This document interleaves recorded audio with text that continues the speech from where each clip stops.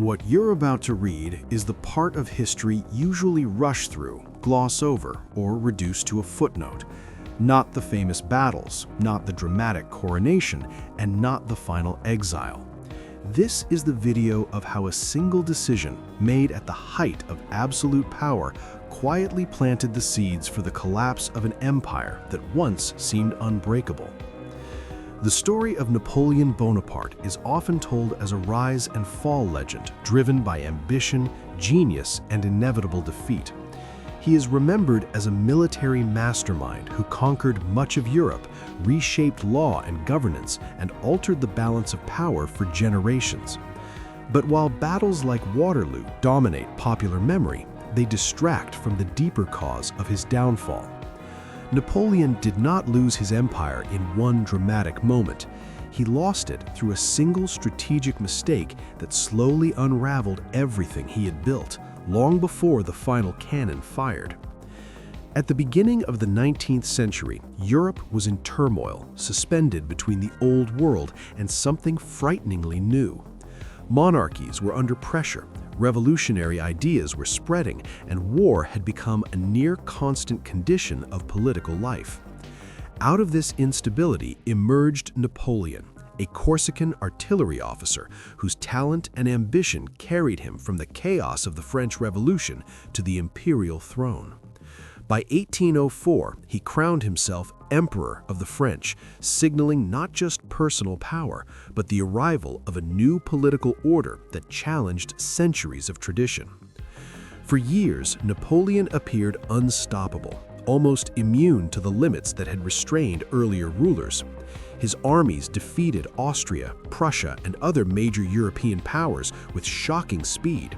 He reorganized conquered territories, installed loyal rulers, and enforced reforms that reshaped legal systems across the continent. To many contemporaries, he seemed less like a man and more like a force of history itself, bending Europe to his will through discipline and strategy. Yet even at the height of his power, one enemy remained beyond his reach, watching patiently from across the sea: Britain. Britain was not just another rival state waiting its turn on the battlefield. It was a naval and economic powerhouse protected by the English Channel and sustained by global trade networks that stretched far beyond Europe. Napoleon could defeat armies on land, but he could not invade Britain without controlling the seas. After the decisive French naval defeat at Trafalgar in 1805, that possibility vanished entirely, closing the door on a direct military solution. Unable to strike Britain directly, Napoleon turned to what he believed was the next best option, one that would prove far more dangerous: economic warfare. This decision became known as the Continental System, and it would define the fate of Napoleon's empire. In 1806, Napoleon issued decrees designed to blockade Britain by banning all European trade with British goods. The logic seemed sound at first glance. Britain relied heavily on commerce, and cutting it off from European markets, Napoleon believed, would cripple its economy and force it to surrender without another major battle. On paper, it looked like a clever alternative to naval invasion. In reality, it was the beginning of the end. The fundamental problem with the Continental System was not its intent, but its execution and consequences. Britain did not collapse as Napoleon expected. Instead, it adapted with remarkable speed and flexibility. British merchants redirected trade to colonies and overseas markets, while European economies dependent on British goods and credit began to suffer severe strain. Smuggling exploded.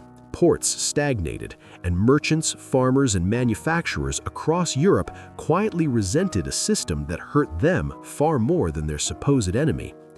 Enforcing the blockade required constant pressure on allies and occupied states, many of whom had little incentive to comply.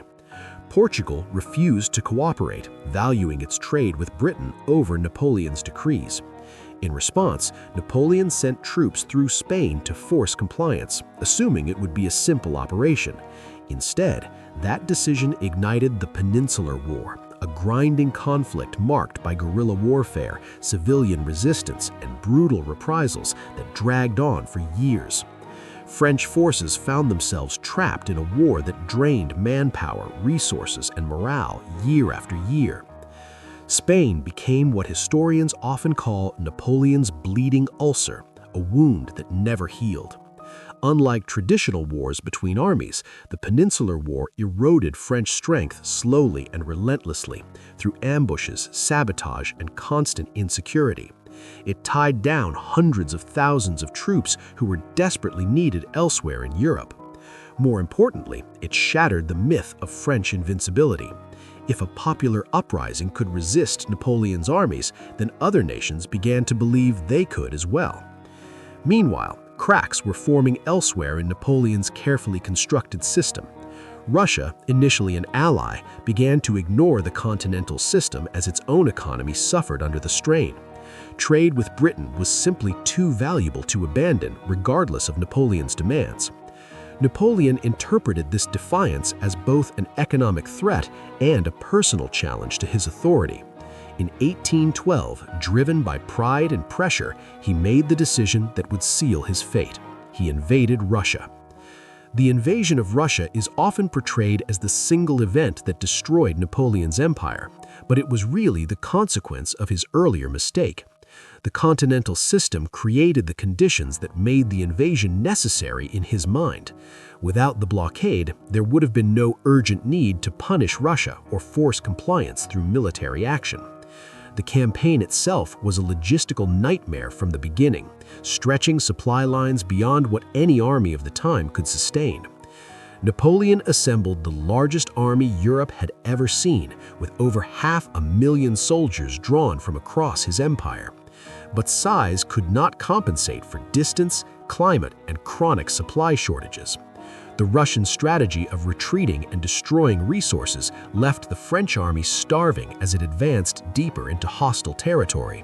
When winter arrived, it delivered the final blow. Disease, hunger, desertion, and freezing temperatures destroyed the Grande Armée. Only a fraction of the soldiers who entered Russia ever returned, turning catastrophe into collapse. The deeper meaning of Napoleon's fall lies not in a single battle, but in the nature of power itself.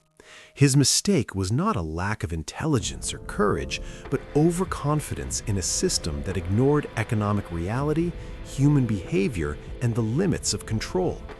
The Continental System assumed that nations would sacrifice their own interests indefinitely for imperial obedience. History proved otherwise, and the cost of that assumption was catastrophic.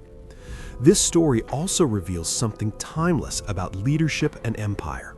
Napoleon was a master of war, but war alone cannot sustain empires.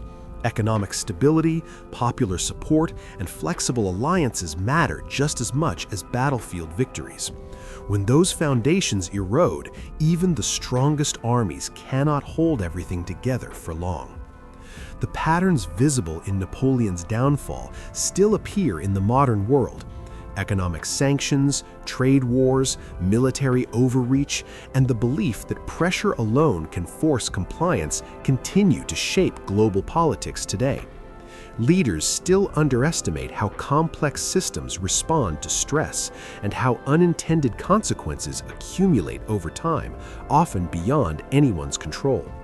The most important detail, however, is the one often left until last. Napoleon did not lose because fate turned against him or because history demanded his fall. He lost because one strategic decision triggered a chain reaction he could no longer control. Once that process began, every attempt to fix it only deepened the damage, locking him into a path with no easy exit. Napoleon's empire did not collapse in a single moment of drama, but through a sequence of choices that felt reasonable at the time and disastrous in hindsight. Understanding these moments helps us see history not as distant events, but as warnings written in human behavior. If you want more stories that go beyond surface-level history and explore the decisions that truly shaped the world, make sure to like and subscribe.